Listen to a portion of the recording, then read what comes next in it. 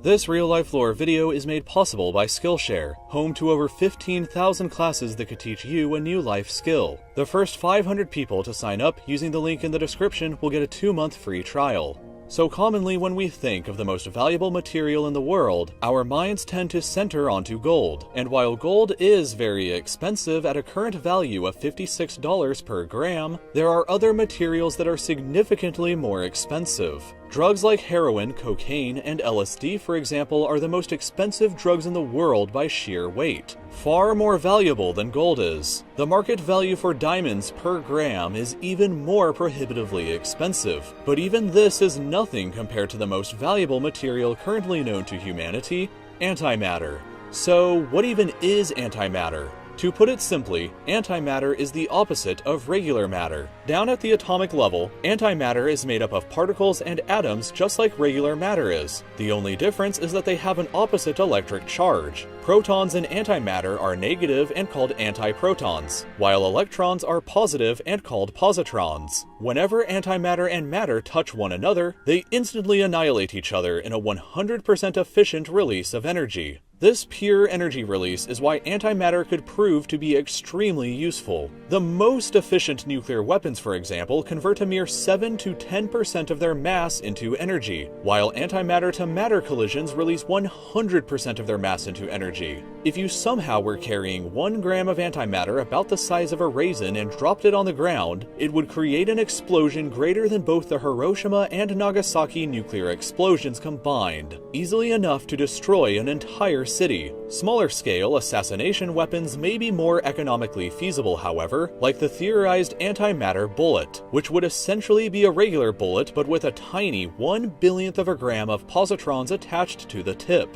Upon impact, the bullet fired from a rifle would be capable of destroying an entire house, tank, or any other similar-sized object. But antimatter has several other uses beyond just military ones. Antiprotons have also been shown in several studies to have the potential to treat certain kinds of cancers. And antimatter could also be used as a fuel source for interstellar travel. It is conceivable that using antimatter as a fuel source could propel a rocket with humans on board to about 50% of the speed of light, which is fast enough to reach the nearest star to Earth in just a little over 2 years. So why haven't we created enough antimatter yet to do any of these incredible things? The answer is because antimatter is incredibly rare, difficult to produce, and prohibitively expensive currently. It appears that nearly the entire observable universe is made out of regular matter, and while it is possible that there could be entire galaxies made out of antimatter, we have so far not been able to detect any. Antimatter is produced naturally in Earth's outer atmosphere when high-energy cosmic rays impact it, but the amount produced is tiny and lasts only briefly before it comes into contact with regular matter and annihilates itself. The only practical means of acquiring antimatter so far have been to produce it artificially ourselves. But even this method is incredibly difficult and expensive.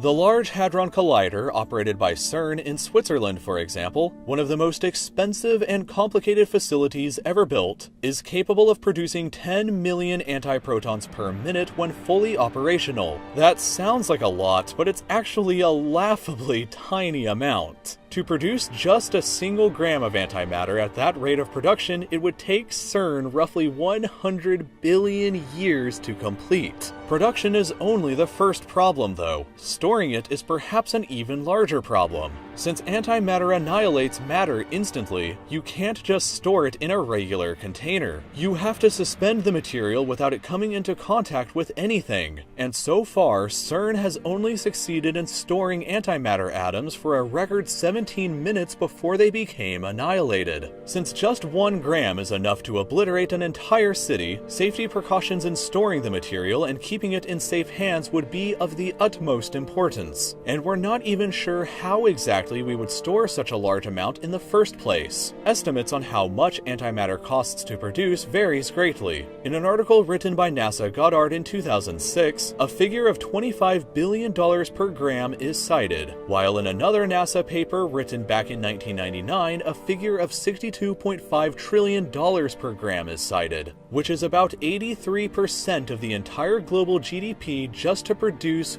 1 single gram.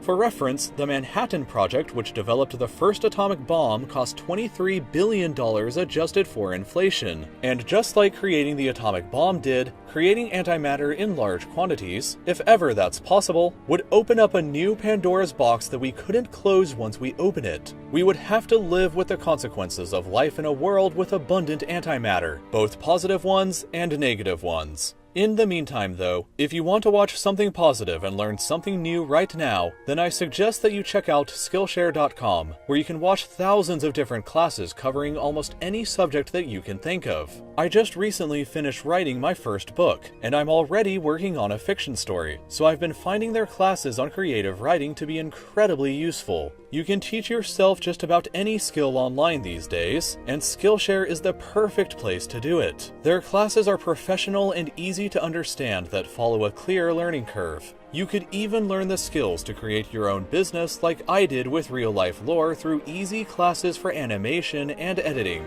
Premium memberships usually begin at $10 per month for unlimited access to all of their courses. But the first 500 people to sign up using this link in the description will get a 2-month free trial. In those next 2 months, you could easily learn the skills that you need to start your new hobby or business, just like I did with this channel. So think about it right now. What skill have you been putting off learning recently? What idea have you been dreaming of finishing, but you aren't sure if you have the skills to do it? Why shouldn't you start right now and sign up to Skillshare for free using the link below? You really have nothing to lose, and an extremely valuable life skill to gain.